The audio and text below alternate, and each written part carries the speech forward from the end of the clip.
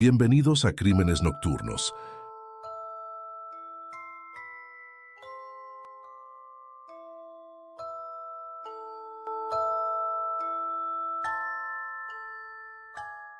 Una de esas noches en las que el aire se siente pesado y el silencio se hace presente, interrumpido solo por el crujir de las ramas al viento. En un pequeño rincón del mundo, en un municipio remoto de Colombia llamado Mistrato, algo terrible estaba a punto de ser descubierto. No era una noche cualquiera. Esta sería una noche marcada por el horror, una que sacudiría la fe de muchos y dejaría cicatrices profundas en la memoria colectiva. Nuestro relato comienza con un sacerdote, una figura que en la tradición de la Iglesia Católica se considera un puente entre los fieles y Dios. Este hombre, revestido de hábitos sagrados, es quien, según los preceptos y rituales, intercede por los pecados de los creyentes. Se supone que es una figura de pureza y moralidad, alguien en quien se deposita confianza y a quien se recurre en los momentos más oscuros. Sin embargo, la realidad a veces nos enfrenta a verdades que preferiríamos no conocer, verdades que desmoronan la fe y nos confrontan con la fragilidad humana. Una mañana de febrero, precisamente el 15 de febrero de 2007, un agricultor del pequeño pueblo de Ana decidió tomar un atajo. El camino que eligió no era el más fácil, de hecho, era casi intransitable, pero la urgencia de llegar más rápido a su destino lo llevó a aventurarse por ese sendero desconocido.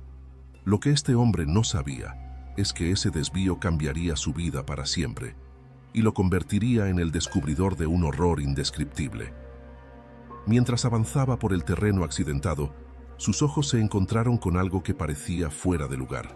Cerca de las orillas del río Gua, en el pueblo de Lo en Cuantos, yacían dos cuerpos calcinados. El impacto fue tan grande que sin pensarlo salió corriendo, con el corazón latiéndole a 1000 por hora, en busca de ayuda. El agricultor corrió hasta que divisó un automóvil acercándose. Desesperado, le hizo señas para que se detuviera, y al lograr que el conductor frenara, le relató con palabras entrecortadas lo que había visto. El conductor, sin dudarlo, se dirigió al cuerpo técnico de investigación de Ana, donde informaron a las autoridades sobre el macabro hallazgo. Cuando los investigadores llegaron al lugar, la escena que encontraron fue aterradora. Los cuerpos estaban tan carbonizados que era imposible determinar siquiera su sexo. Sin embargo, entre las cenizas y los restos, algo destacaba: un collar religioso y un pequeño arete. Estos objetos serían las primeras pistas en un caso que se complicaría con cada nuevo descubrimiento. El fuego había consumido casi todo, pero los expertos notaron que las larvas ya habían comenzado su trabajo, indicando que los cuerpos habían estado allí entre 48 y 52 horas antes de ser encontrados. Mientras examinaban minuciosamente la zona, a pocos metros de los cuerpos, hallaron un negativo fotográfico que en su momento parecía insignificante, pero que más tarde revelaría detalles cruciales. Días después, los peritos lograron revelar las imágenes contenidas en la película. En ellas se veían 4 fotografías, una de un hombre, otra de una mujer joven y 2 paisajes panorámicos. Estas imágenes, aunque intrigantes, no arrojaban pistas claras sobre la identidad de los cuerpos, y el caso permanecía envuelto en un misterio que parecía imposible de resolver.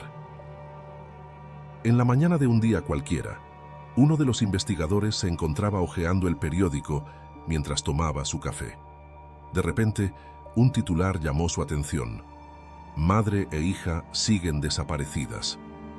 La noticia mencionaba que desde el 12 de febrero de 2007 no se tenía información sobre el paradero de María del Carángel Cardona, una mujer de 31 años, y su hija de tan solo 6 años, María Camila Díaz. La última vez que alguien las vio fue en Mistrato, cuando visitaron al señor José Franz Díaz Toro, un párroco respetado de la localidad. Este nuevo dato hizo que las piezas del rompecabezas comenzaran a encajar. La investigación tomó un giro decisivo cuando la policía contactó a la persona que había reportado la desaparición de María y su hija.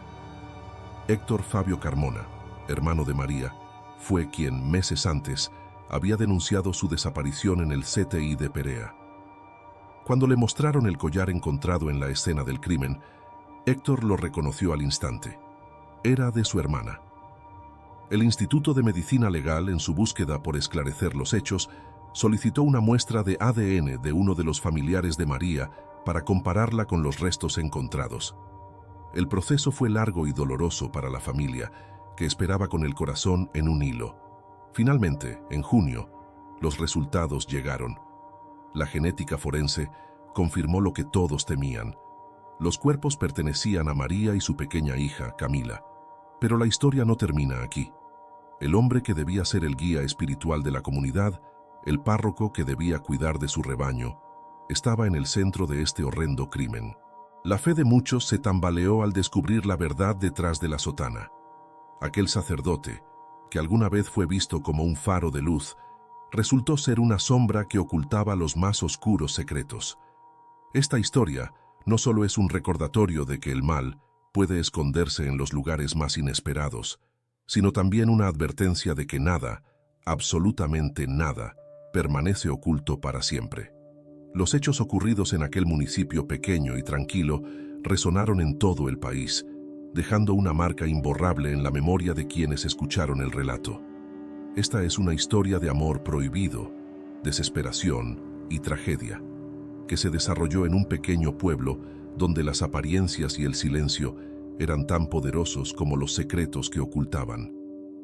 En este escenario, el sacerdote José Díaz Toro, un hombre venerado por su comunidad, escondía una vida oculta que, de saberse, podría desmoronar la fe y la confianza que la gente había depositado en él. Todo comenzó mucho antes de que las sombras se adueñaran de su vida. María del Carángel Cardona era una joven humilde, la mayor de 11 hermanos, que creció en el municipio de Mistrato, Colombia.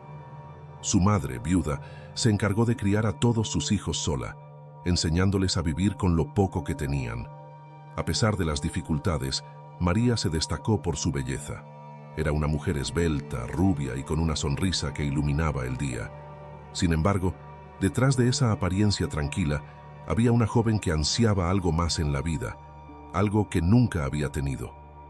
Una figura paterna. Fue durante las tardes, mientras asistía a misa en la iglesia del pueblo, que encontró en el padre José Díaz Toro la compañía y atención que tanto había anhelado. No pasó mucho tiempo antes de que el sacerdote, un hombre que debía ser un ejemplo de castidad y devoción, se sintiera atraído por María. Un año después de conocerse, José fue trasladado a otra iglesia en un pueblo cercano, llamado Pueblo Rico, pero su relación con María no terminó allí. Le pidió que se mudara con él a la ciudad, donde podría visitarla sin levantar sospechas. Sin embargo, su relación estaba destinada a permanecer oculta. María soñaba con una vida normal, con una familia, pero el sacerdote no estaba dispuesto a renunciar a su sacerdocio por ella. A pesar de esto, continuaron viéndose, aunque cada vez menos, lo que empezó a generar tensiones entre ellos. María, que había puesto todas sus esperanzas en esa relación, se sintió cada vez más frustrada y sola. 4 años después, en 2001, quedó embarazada, creyendo que la noticia alegraría al sacerdote y que finalmente podrían formar la familia que tanto deseaba. Pero la reacción de José fue todo lo contrario. El temor de ser descubierto y perder su sacerdocio lo consumió. Desesperado le pidió a María que se deshiciera del bebé. Ante la negativa de ella, decidió llevarla a vivir a un lugar aún más apartado, en el municipio de Doab Bratus, en el departamento de Ralda. Fue en este momento cuando su actitud comenzó a cambiar drásticamente. El amor que alguna vez había sentido por María se convirtió en una carga, una responsabilidad que no quería asumir. Los meses pasaron y en octubre de 2002 nació María Camila Díaz Arango, la hija que José nunca quiso reconocer. El nacimiento de la pequeña no hizo más que incrementar la paranoia del sacerdote, que vivía con el miedo constante de que su secreto saliera a la luz. A pesar de sus esfuerzos por ocultar la relación, cada vez era más difícil mantener las apariencias. Insatisfecho con su vida oculta, José comenzó a salir por las noches en busca de nuevas aventuras, acompañado por el sepulturero de la iglesia. Para María, estas escapadas nocturnas no eran más que una señal de que el hombre al que amaba se estaba alejando cada vez más. Fue entonces cuando, desesperada, decidió presionar al sacerdote para que tomara una decisión definitiva. O renunciaba al sacerdocio para estar con ella y su hija, o lo denunciaría ante la iglesia, revelando toda la verdad sobre su relación. Las tensiones entre ellos se hicieron insostenibles y José comenzó a distanciarse más y más. El 12 de febrero de 2007, María, angustiada por los rumores de que José tenía a otra mujer viviendo en la casa parroquial, decidió confrontarlo. Llamó a su familia, desesperada, contando que había encontrado a una joven en la casa de la iglesia y que iba a enfrentarla. Esa fue la última vez que alguien supo de ella. Los días pasaron sin señales de María ni de su pequeña hija, y cuando sus hermanos, preocupados, intentaron contactarla sin éxito, decidieron visitar al sacerdote en Mistrato.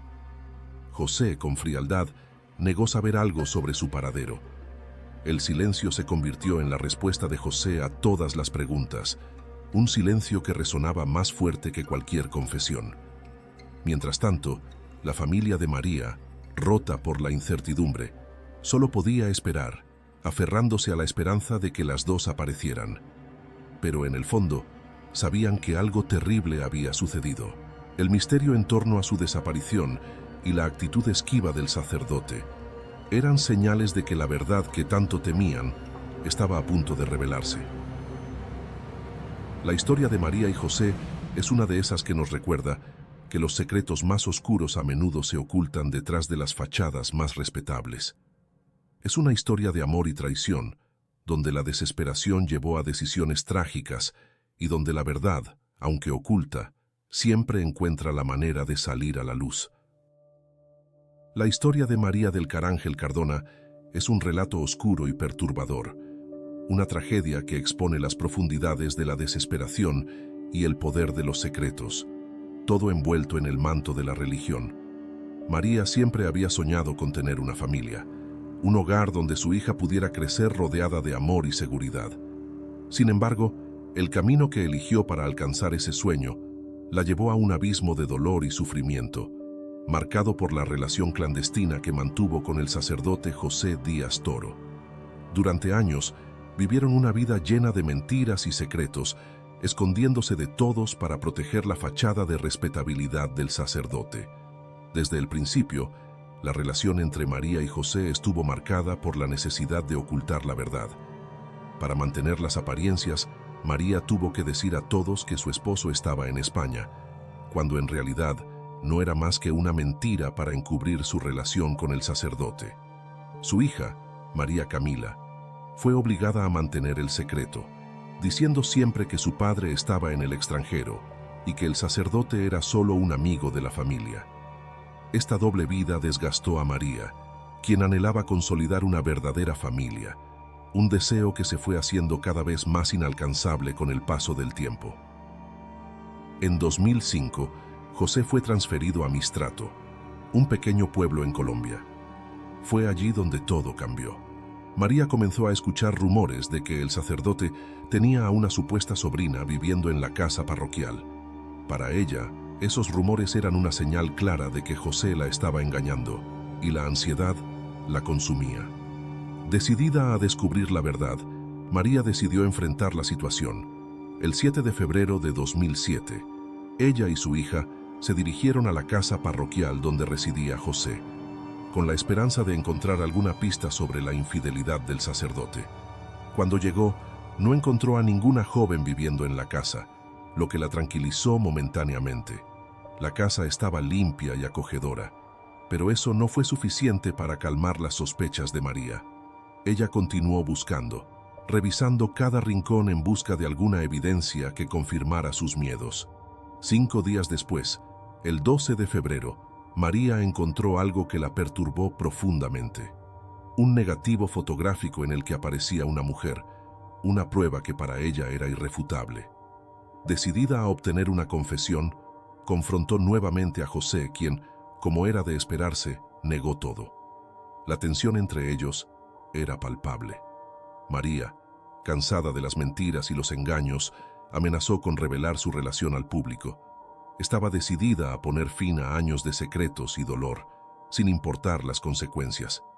Esa misma tarde llamó a su familia para contarles lo sucedido y les aseguró que esta vez haría pública su relación con el sacerdote. Fue la última vez que alguien supo de ella. Al día siguiente, cuando la trabajadora doméstica de la parroquia, María Eugenia Vergara Cardona, llegó a la casa, encontró una escena escalofriante. Alrededor de las 4 o 5 de la tarde del 12 de febrero, María Eugenia terminó sus labores en la casa parroquial y se retiró. Al regresar al día siguiente, no encontró ni a María ni a su hija. Lo que sí encontró fueron paredes manchadas de sangre, una gran cantidad de la misma en el primer piso, donde estaba ubicado el garaje, y junto a ella, unas bolsas negras con manchas de sangre, azulejos y palos también manchados. Con miedo y confusión, María Eugenia subió al tercer piso, donde dormía el sacerdote.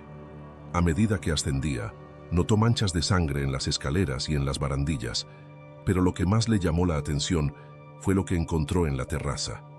Las sábanas que había puesto en la cama, donde dormía la pequeña María Camila, estaban dentro de un balde de agua con jabón, como si alguien hubiera intentado limpiar un desastre. Desesperada por entender lo que había sucedido, María Eugenia buscó al sacerdote para contarle lo que había visto. La respuesta de José fue sospechosa y escalofriante. Le ordenó que limpiara todo, que no dijera nada a nadie y que regresara a sus deberes como si nada hubiera pasado. Desde la llegada de María y su hija, María Eugenia había escuchado constantes discusiones entre el sacerdote y la mujer. Incluso había presenciado cómo ambos se atacaban físicamente, pero hasta ese momento había preferido no interferir. Sin embargo, ahora entendía que algo mucho más oscuro había sucedido. El sacristán de la iglesia, Luis Alberto Bermúdez, también tenía información relevante. El 12 de febrero, le contó a María Eugenia que esa noche había entrado a la casa parroquial para dormir alrededor de las 9 o 10 de la noche, y encontró extraño que el auto del sacerdote no estuviera en el garaje. Ese detalle, junto con las manchas de sangre y la desaparición de María y su hija, despertó las sospechas de la policía.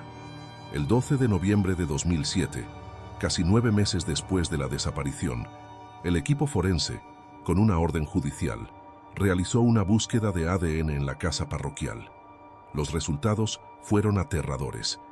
Usando reactivos para detectar evidencia biológica, encontraron una gran cantidad de sangre en los 3 pisos de la casa. Era evidente que algo horrible había sucedido allí. El CTI de ANMA capturó al ex sacerdote José Díaz Toro en un café del Parque de Mistrato. Fue detenido bajo cargos de homicidio agravado como el principal sospechoso del asesinato de María del Carángel Cardona y su hija. En la audiencia, José se declaró inocente, negando su responsabilidad en los hechos. Sin embargo, la cantidad de pruebas encontradas en la propiedad eran abrumadoras. En enero de 2008, comenzó el juicio de José Díaz Toro. Él mantenía su inocencia con la esperanza de que, por ser sacerdote, el sistema judicial sería más indulgente y lo liberaría. Sin embargo, desconocía la abrumadora evidencia que la Fiscalía había acumulado en su contra. A lo largo de 5 audiencias, se presentaron pruebas contundentes junto con testimonios cruciales, como el de la empleada de limpieza de la casa parroquial y su conocida, Andrea Stó.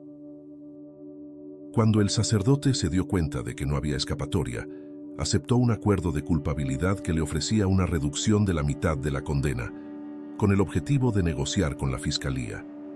A cambio, aceptó revelar lo que realmente sucedió aquella fatídica noche del 7 de febrero. A las 4 de la tarde, el sacerdote empezó a sentir una creciente ansiedad y preocupación, pues María del Carmen había amenazado con revelar toda la verdad y exponer la verdadera naturaleza de su sacerdocio. Esta ansiedad lo desbordaba, sintiéndose amenazado y desacreditado por su pareja. La angustia y el miedo a perder su sacerdocio lo llevaron a un punto crítico. La mañana del 12 de febrero, tuvieron una discusión intensa, y María del Carmen se comportó de manera más violenta. Esa misma tarde, mientras el sacerdote oficiaba una misa a las 2 en punto, María del Carmen salió a ver quién era. Después de saludarse, el sacerdote se dio la vuelta para irse, pero de repente se escuchó un fuerte golpe y el sonido de alguien cayendo por las escaleras. José Díaz Toro había golpeado a María del Carmen 2 veces en la frente, lo que provocó que ella cayera por las escaleras hasta el segundo piso. En junio de 2008, el sacerdote fue sentenciado a 23 años de prisión por colaborar con la policía, aunque para muchos, esta condena fue considerada excesivamente baja.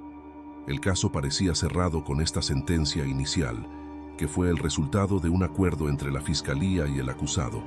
Sin embargo, la Corte determinó que la Fiscalía y el juez habían cometido un error al no considerar que, en el momento de los hechos, ya estaba en vigor la Ley 1098, que prohíbe otorgar beneficios cuando las víctimas son menores de edad.